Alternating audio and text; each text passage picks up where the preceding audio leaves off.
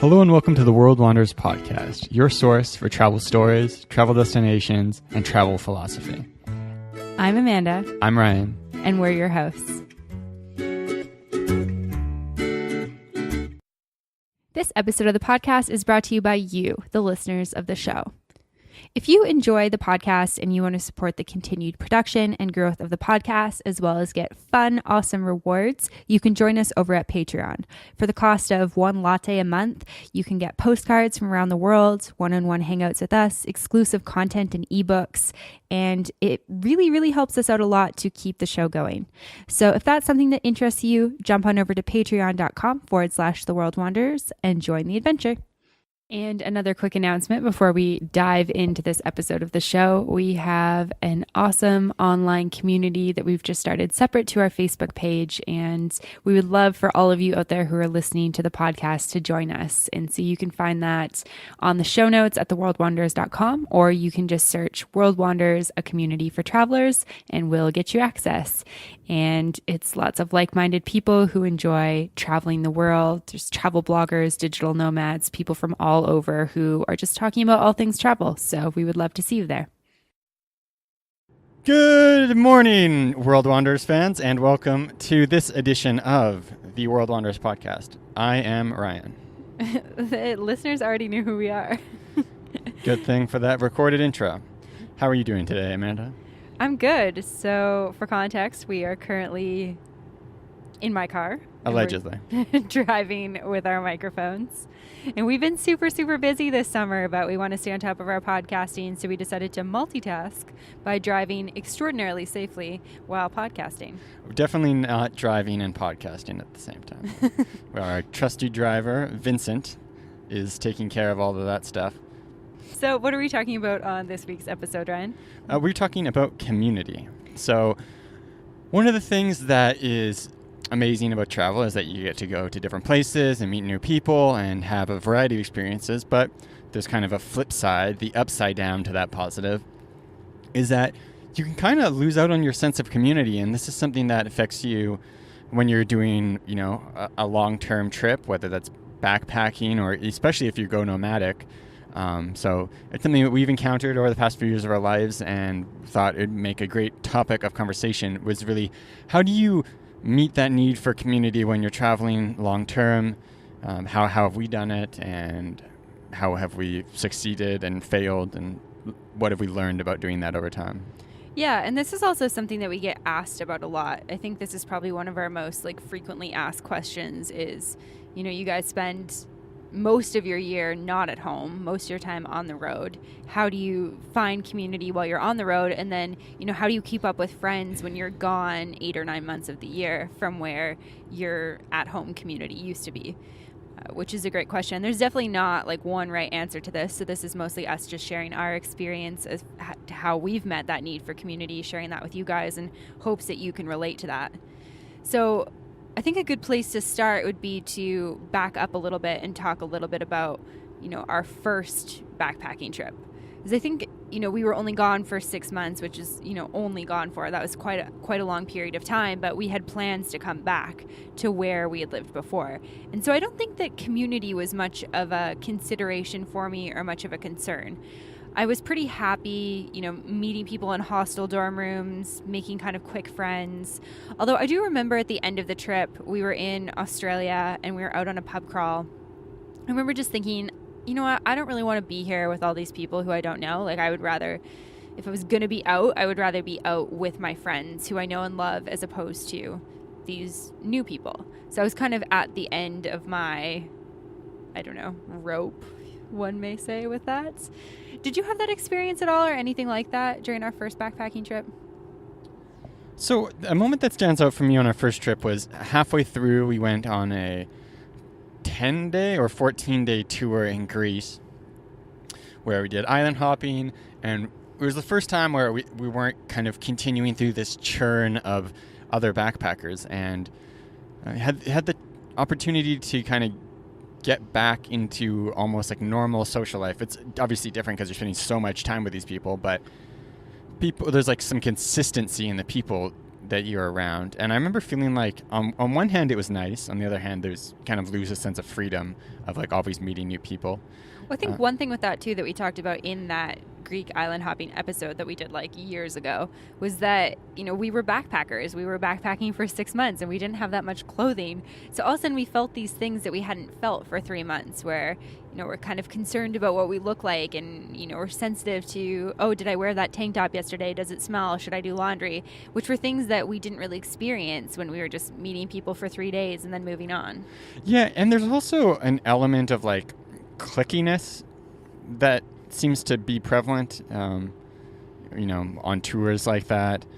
Just generally where it's like, okay, certain groups are going to like segregate themselves from other groups and you're worried about fitting in and stuff like that. So that's definitely not something I had missed before. But that was a point where I really noticed like, oh, hey, this is like nice to be back with a consistent group of people. And then I remember that night in Surfers Paradise in Australia as well, where it's like the two of us can do things that are a lot more enjoyable than trying to like go clubbing. That's like not an activity. I mean, I think it's something that we would enjoy in certain circumstances, but choosing to go on like a club crawl where everyone else has like friends with them or something, like, okay, that's kind of a bummer. And I remember over points in that trip when interesting things were happening back home and you look on social media and see, oh, all my friends are at, you know, Calgary Stampede, or they all went out and did something interesting for, you know, something else. Somebody's birthday or somebody's wedding or something like that. I would feel this like sense of like, especially when I was kind of like, maybe not as excited or in like a bit of a slump on the road, would feel this sense of like, oh, you know, I kind of wish I was there for that. But I definitely don't think I was in touch with like I wasn't in touch with like my emotional needs generally at that point in time, but especially with like a specific need for community, I wasn't thinking about things like that and was really just enjoying the sense of freedom from responsibility that we had. Yeah. So when do you think for you kind of noticed that you had a need for a community? For me, it really was when we came back from South America and set up in Canmore, Alberta. So we had moved from the place we had spent 6 years in Calgary, traveled, so had grown distant from a friend group, and then moved to a new city, which really meant being even more distant from our original friend group and being in a place where you didn't really know anyone. And funnily enough, I started working at a restaurant called Community. And boom, boom.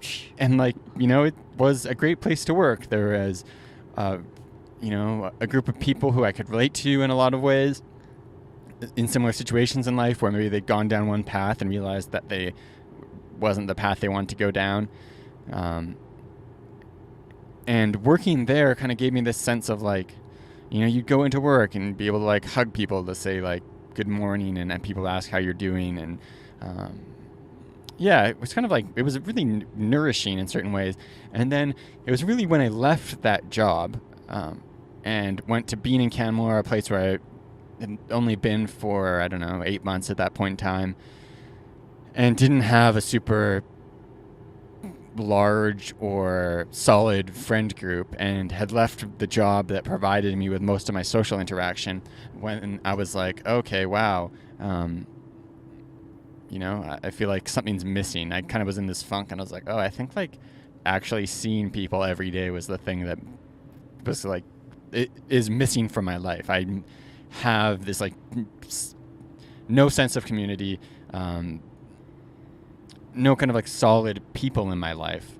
And I remember on days where I'd go out to do something and run into someone I knew, I was like, oh wow, this is like, I feel like so much better just like running into someone I know. And I think that was the point in time at like, I don't know, 24 years old, where I was like, oh, okay, I've got this like need for community thing. Yeah, it's kind of this like, it's like your gas tank kind of runs out and you spent too much time alone, and then you need to kind of fill it back up by interacting with other people, whether or not that's, you know, a physical touch like a hug, or just having coffee with somebody, or just even talking with somebody on the street. And I think that one of the things that was really great about moving to Canmore, that I think a lot of travelers can relate to is sometimes you come home and you feel like your friends or your family don't really understand the experiences you've gone through, and you feel like you're a little bit like out of place, or you're a little bit weird, or you've made this choice that's a bit different. And I found that the community that we immersed ourselves in when we came back by changing our city that we lived in, it gave us this new community where we were welcomed, I think, a little bit more. Not that our other community wasn't welcoming. I think that it was just more people who were kind of aligned with our values. But it's interesting because I think that our values have really shifted over the years. And I think that's really common of people, especially young people. It's kind of you graduate high school, or you graduate college or university, and you come out and all of a sudden you realize that you're not tied to the social circles that you've always been tied to based on age and school that you go to, an area that you live on. And you can meet people from anywhere, I think, which is a really cool experience to have. Yeah, and so I think most people, I think a lot of people just go on like this their entire lives, but especially young people have circumstance-based friendships. People who are in the same grade, people who live close to you when you're growing up, people who live on your floor in residence, people who work at the same office. Circumstance-based friendships where the only reasons you're friends are because circumstances happen to kind of clunk you together, as opposed to value-based friendships where you're friends with people because of similar values, ideals, and ambitions that you hold. And so for us, making that transition was really a point in time where moving to a new city, finding a new social circle, we realized that what was really going to be important for us with finding new friends was connecting on values more so than connecting on circumstances. Yeah, so to link it back to kind of the travel aspect of it, so I guess one way to find community is to find a community that can really meet your needs, where there's going to be like-minded people. So if you're really into climbing, finding a climbing community, or a community where there's a lot of people who climb. If you're into yoga, finding a community where there's lots of yoga studios, or even just immersing yourself within those people. But as for being actually on the road, so for somebody who's listening, who's setting out on a big backpacking trip, or who is more nomadic, what are those things that they can do to have community even though they're not in the same place all the time, or they don't live where those like-minded people are?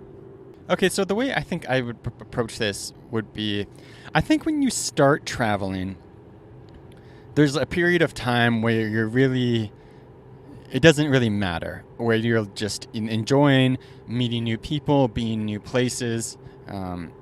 It's all fun, it's all new, it's all fresh, and that's good. And then you kind of hit a point where you're like, maybe it's first a feeling of homesickness, or, I mean, for me, so homesickness to me is, on one hand, a longing for community, and on the other, a longing for comfort. So we've kind of figured out how, when we start to feel that while we're traveling, we usually adjust our travels to go to typically like a bigger city, a place where we can go to some clean restaurants, maybe go to a movie, relax, not have to deal with all the hassles and other stuff.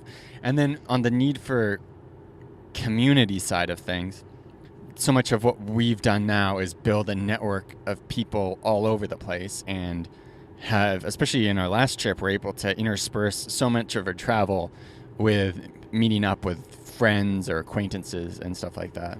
I think that people who travel a lot have that similar experience, though. When you think of, all of our other traveler friends, I think that's something that we can talk about. It's like, oh, I go to this city and I have a bunch of friends from this job I worked, or from this place I lived temporarily, or something like that. So I think that as travelers, we can relate to having friends all over the place. And I mean, there's pros and cons to everything. So the pro of that is that you can do what you love, which is travel, and then you can meet up with people and you really get this sense of community, because you can connect with people that you connected with in a different place around the world, and reminisce about those things, make new experiences together, and have this really positive experience. The con is that I think it's a lot easier to have your community all in one place, because then you just go home, you've got your social circle, you get to kind of fill up your tank with those people, and then you can set out again. For us, it's like we've created this community all around the world, so I think it's hard for us to, get all those people together in one place, because they don't even know each other, because we know them from different things. But I mean, the age of the internet is a pretty spectacular time. I think that that's one of the biggest things I would say is, like, depending on if you're on your first trip or if you're more nomadic, you can get that sense of community by just hopping on a Skype call or on a conference call or getting your best friends together on a call. Even with time zones, it's pretty easy to do that now because there's Wi-Fi almost everywhere, and it's there's nothing quite like being somewhere where you're super uncomfortable. Maybe you've been sick, maybe you're out of your comfort zone, maybe you haven't met anybody who you click with in a couple of weeks, and you hop on a call with somebody who, you know, maybe you've known since you were little, and they just know you, and it's really easy to just talk to them. And I feel like those connections really like fill up my connection tank really quickly. Can you relate to that? So I think, like, as we're starting to talk about it, there is kind of a split between.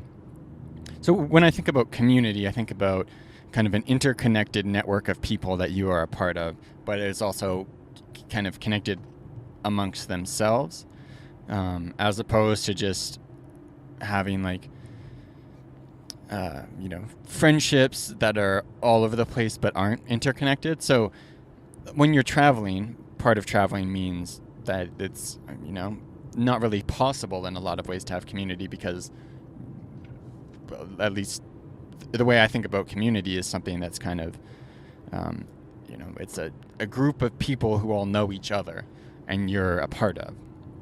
So the experiences that we've had traveling that have had a higher sense of community would be that, tours we've gone on, when we went to Spanish school in Buenos Aires, or recently when we went to Bali and worked out of a co-working space. Those were all places where there's kind of like something shared in common between a number of people, and it allowed you to meet up with new people and kind of have relationships that were building past that just initial getting to know you phase. Mm-hmm. Because I think that, like, with travel, like, it's possible to get quite lonely if you're just moving from hostel to hostel, having small talk conversations, but not actually connecting with people. Then it's possible to be in a place where you're connecting with lots of people, but you're not doing it on a deep level. So maybe you're in hostels, you're having good conversations, you're going out to, like, dinners with people you're meeting, but it's still just a sense of like, oh, I meet someone and hang out with them for like 3 days, and then they're gone, and then I meet a new person, and I'm kind of just like tired of this. Sure, and I want what I would call the next part would be like more of a sense of community where you're building longer term connections with people, and you're maybe in a group of people as opposed to just feeling like, this isolated node that's not attached to a network. And so for me, the experiences traveling that have come along with a sense of community are being at the co-working space, being on tours, being in Spanish school. Mm-hmm. Yeah, so the places that we were there longer and we had some sort of like structure within our life that gave us that foundation to meet people. Yeah, but that said, I do feel like so if you were kind of just pulling apart like a need for connection or desire to have friendships and interesting conversations and stuff versus like a desire to be like a part of a community, I feel like I very rarely experience the feeling of like wanting to be like in a fixed group of friends as opposed to just like having good conversations with people. Okay, so you're saying that it like fills up your connection tank, I guess we could say your connection gas tank, more to just have really deep, meaningful conversations with people one-on-one or two-on-two or in small group settings, interspersely, as opposed to having like one go-to community. Yeah, or like a social circle where it's like, oh, Friday night we're doing this, Saturday night we're doing this, that type of thing.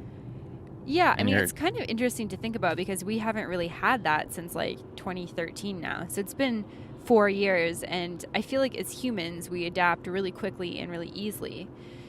And we definitely like feel things. You can feel, lonely, or like you said, homesick, or maybe craving comfort, something like that. But I think that we just get used to whatever our circumstances are. And I think that in terms of how we've set up our lives is, we're in a community that met our needs for a little bit, and then we moved to a different city, we made another community of people there, and then we went to Asia. And I think that Asia for me was probably some of the loneliest travel we've done in some ways, and some of the most like connected that I felt to community in other ways.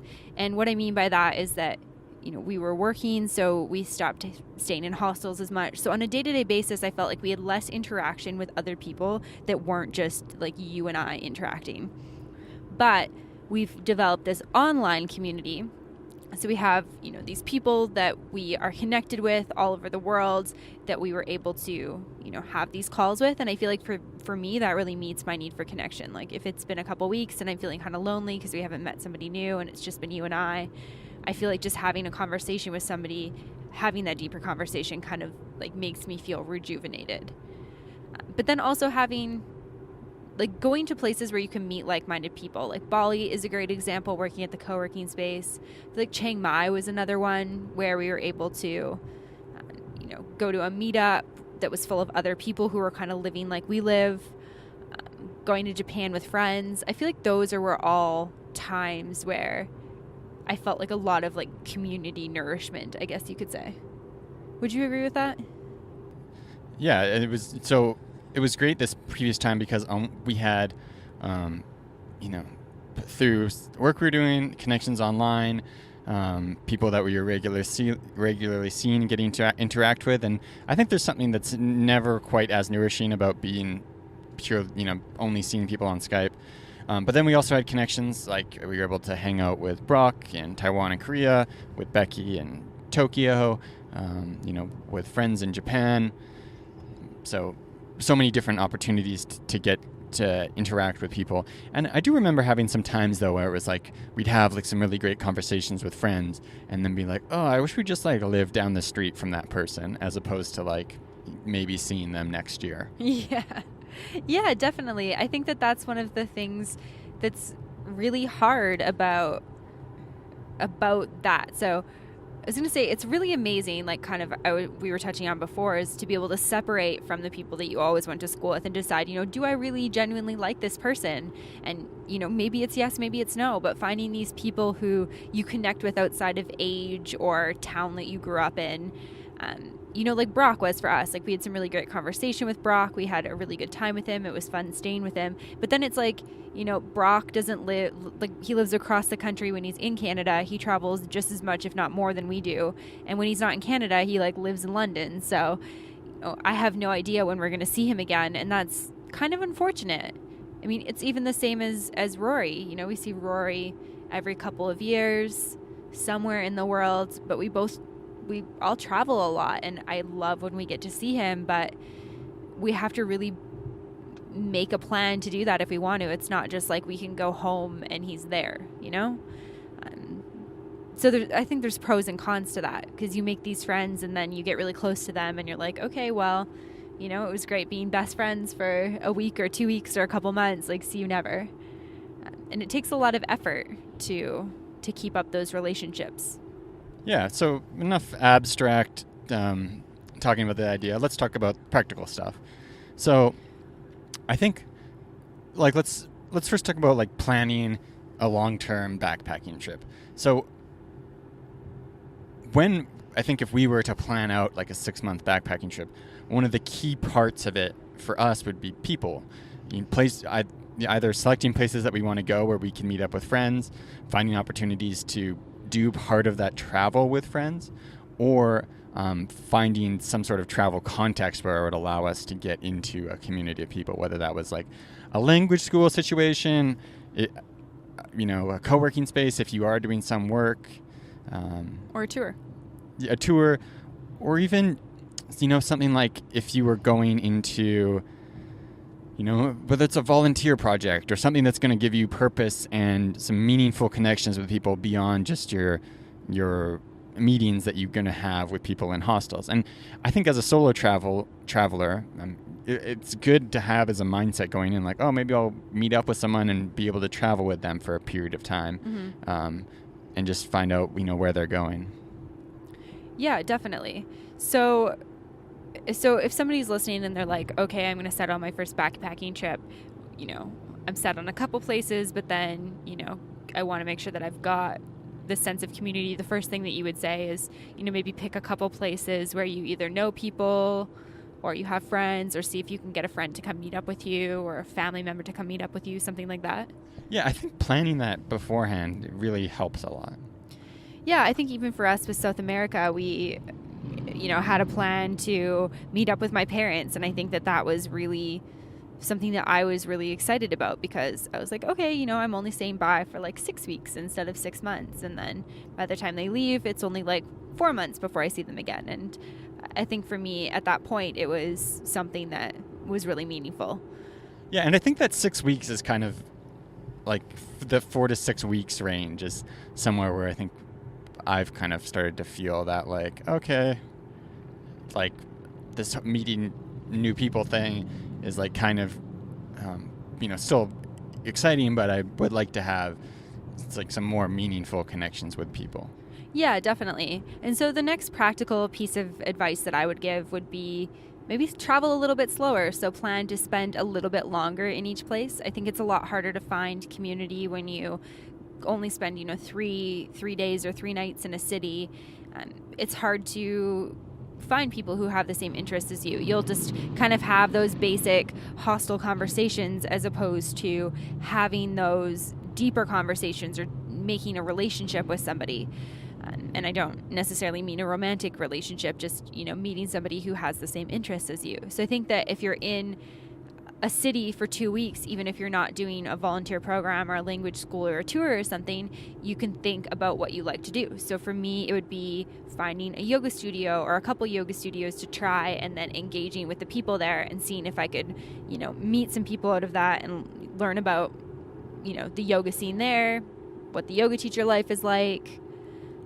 Meetup.com is a really great way to find all different things based on interests, so you can meet different people that way.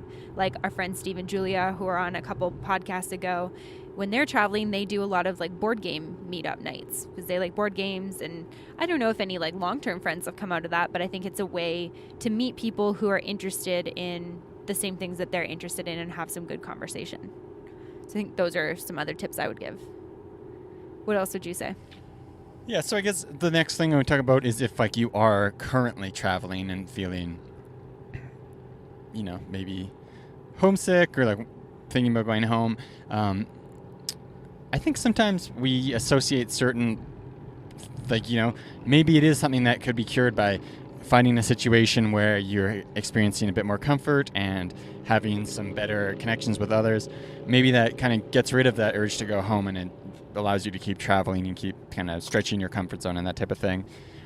So doing things like, we've kind of already talked about this, but like, going to meetups, going on tours, getting into some sort of classes or like learning something, whether that's like a scuba diving course where you're going to be 5 days learning something new with a group of people. Mm-hmm. Languages is something that's always great while traveling, even if you don't feel like it's going to be the most practical thing for you to like learn Thai, but signing up for 2 weeks of Thai classes in Bangkok would give you a great context to make a community and see a different side of travel.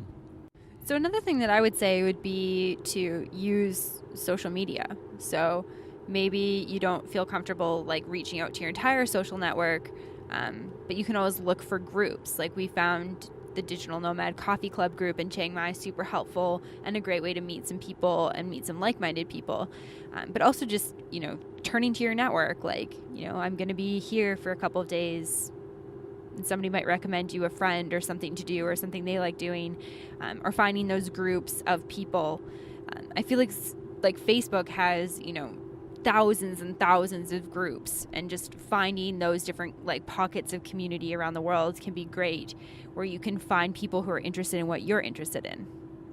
Yeah, and then I think another thing that we don't really consider that often is, or I think it's easy to forget, when you're traveling, it's easy to grow distant from your friends at home, especially over the long period of time. And sometimes when you're traveling, you have a lot more space and time, and you can think more about your friendships at home, and you find that your friends at home maybe aren't replying to your messages as quick as you are, or you're trying to plan something with them and they don't seem to be, putting in commensurate effort for that. So just being assertive about making time to call, have like Skype calls to catch up with people at home, or doing things like, oh, let's get like a few friends together and have like a Friday night drink on Skype or Zoom and just hang out and talk amongst the like 4 people instead of there are things you can do with technology that just maybe aren't as like common or normal, because you know, obviously you don't do stuff like that when all your friends are at home, and if you're one of the only people in your social circle who's left to travel, it's kind of on you to start something like that. But those are options, and you can just be assertive about making that happen.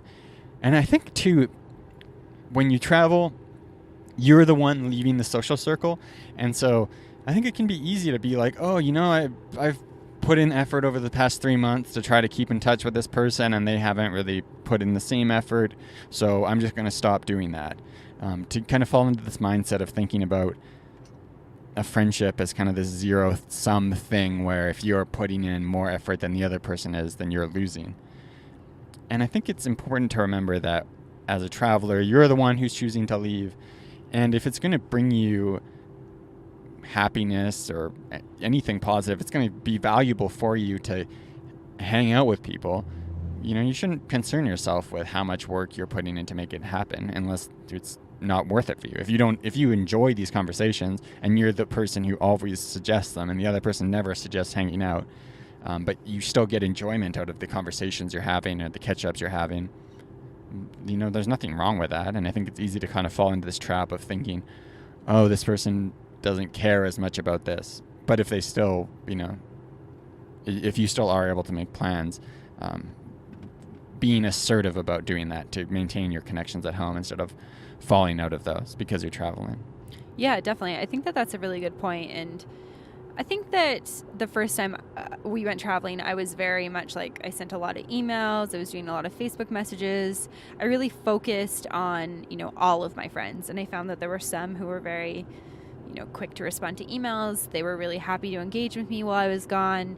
And there was others that I didn't hear boo from. They would read my messenger messages and never respond, or they would, you know, take 5 months, which is basically our whole trip, to respond to emails. And I think that, you know, that can feel hurtful in the moment, but I think leaving is also like a good way to kind of find out who should be in your close circle of friends. Yeah, it's a good way to find out who those friends by circumstance are, because it's surprising, but it's something you really learn when you're traveling, is that some of your friends who you maybe weren't spending as much time with at home, when you leave, you're just as good or better friends because you connect on a deeper level, versus some of your friends who you spend a lot of time with at home, when you leave, you don't connect with at all because, you know, the only reason you were friends was because of some circumstance where you were in, you know, hanging on the same circle. But as soon as you leave, there's someone else they put their time and attention into. Yeah, and I think that that can feel, especially if you're like me and you're a little bit more sensitive, that can feel really crappy. But I think at the end of the day, it's important to know like who's got your back if you're from Canada and in Australia, and you know whose back you've got when you're that far away, as opposed to just having a lot of friends who are friends because you live down the street from each other, or because, you know, it works for you to work out after work. And there's nothing wrong with having those friendships that are kind of fleeting either. And I used to think that like I had to hold on to all of my friendships, and once I was friends with somebody, I could never not be friends with them. But having friends that come and go is, I think, just a part of life, and it happens when you travel, and it happens when you're home. So it's just kind of a part of it. But is there anything else you can think of that we could share with listeners about how we find community? So I guess the thing we haven't talked specifically about is kind of the more nomadic but working stage of our life. And this past 8-month trip to Asia, we spent, I think, the first 4 or 5 months just working independently from cafes, from apartments. And then we finally got invested enough to settle in and stay in one place for 2 months and work out of a co-working space. And that was a really, really good experience for me, at least. Yeah, for me too. I think for me, I associated offices or like working out of one set location with a lot of the negatives that come from working with the same people from the same office. But I think there's something really nice about people who are kind of detached from what you're doing, but doing it from the same place. I feel like it's, so you don't have the kind of associated, like, any feelings about feeling like you need to be seen working, right? No one... I mean, nobody cares if you're like on Facebook all day or if you take 2 hours for lunch. But that's kind of a need that a lot of co-working spaces serve, especially if you're at a co-working space in a city where a lot of the people are expats or don't necessarily live there. So in Bali, for example, one of the main needs that it met for people was that need for community. So there's all sorts of events happening, places to meet people, to network, to do cool things. So if you are living location independent lifestyle, living an independent lifestyle, or living nomadically, and you haven't spent time in a co-working space and you're feeling kind of like a bit like, kind of feel like going home and not enjoying this as much as I thought I would, spending a month in somewhere where you can get a co-working membership and get a yoga studio membership, or if you're into yoga, a CrossFit membership or something like that, and just adding some consistency to your life, something like that, for me made a big difference, and I think is something I'd recommend to anyone doing something similar.